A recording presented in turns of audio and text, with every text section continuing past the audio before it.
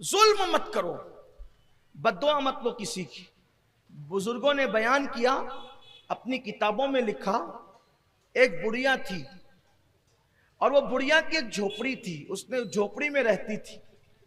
आजकल हम देख रहे हैं अपने मालेगांव शहर में भी मालदार लोग गरीबों को दबाते हैं, ताकतवर लोग गरीबों को दबाते हैं, बिलखुसूस थोड़े से जिनको अल्लाह ताकत और कुव्वत देता है कमजोरों को दबाते हैं।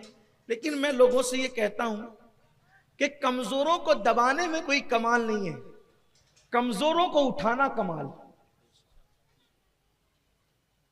उठाने वाले बनो, गिराने वाले मत बनो। याद रखना, गिरा के कभी सुकून नहीं मिलता, हमेशा सुकून उठा के मिलता। किसी को दुख देकर कभी सुकून नहीं मिलता, हमेशा सुख देकर सुकून मिलता है। बुढ़िया थी, उसकी छोटी सी झोपड़ी थी। एक बादशाह को ख्याल आया कि मैंने कोई महल बनाना है अपना। महल के लिए अपने नौकरों से कहा, सिपाह से कहा, मेरा महल बनाना चाहता हूं नया। जमीन देखो। जमीन देखने वहां क्या मामला था, कोई खरीदी बिक्री तो करनी नहीं थी, पूरी सल्तनत बादशाह की थी। उन्होंने एक जगह का इंतखाब किया, जगह मुंतखब हो गई, महल की संगे बुनियाद रख दी गई, महल की तामीर भी शुरू हो गई, महल बन भी गया। महल बन गया जंगल में, तो जंगल में तो मंगल ही हो गया। जब महल बन गया तो किसी चापलूस ने, क्योंकि लोग कहते हैं ना शाह से ज्यादा शाह के नौकर जो डेढ़ होशियार होते हैं, तो ऐसे ही होता है। चमचे बड़ा खराबा करते हैं, चमचे इर्द गिर्द के लोग बड़ा खराबा करते हैं। अल्लाह की अमान मांगिए। पहली बात तो चमचे रखिए ही मत। मालदारों के इर्द गिर्द तो हो ही जाते हैं, मालदारों के इर्द गिर्द हो जाएंगे, ताकतवरों के इर्द गिर्द हो जाएंगे,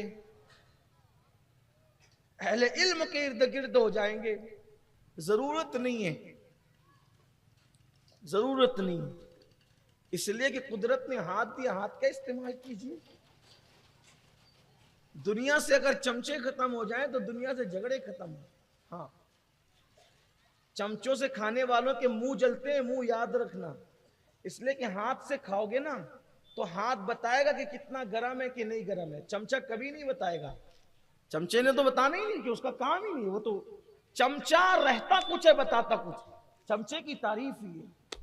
इसलिए आप घर में हो तो भी चमचे मत पालो।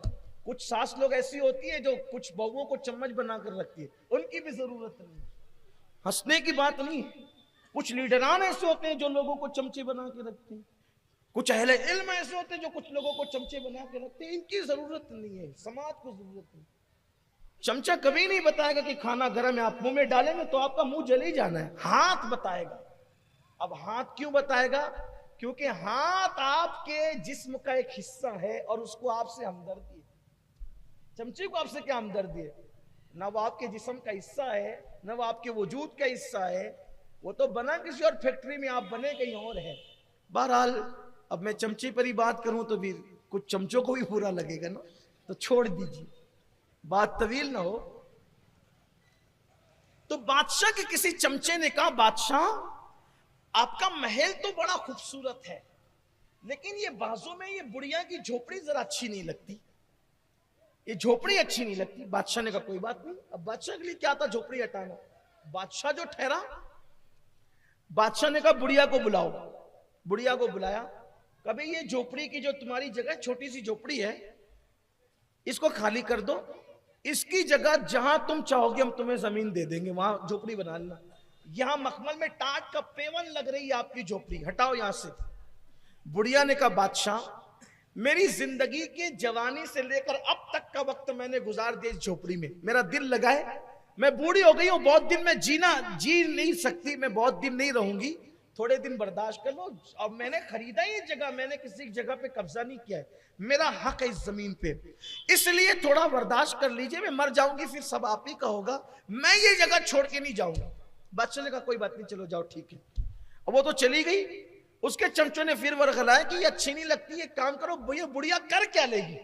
याद रखना, हर जुल्म करने वाला ये सोचता है कि ये कर क्या लेगा, वो कुछ नहीं करेगा, वो कमजोर है, वो कुछ नहीं करेगा, लेकिन उसका जो रब है वो बहुत ताकत वाला है, ये मत भूलना कभी। जुल्म करने वालों को ये कभी मत नहीं भूलना चाहिए कि इंसान कमजोर है, मगर उसका रब, उसका खुदा बहुत ताकत वाला है, वो बहुत कुव्वत वाला है, वो बहुत गैरत वाला है।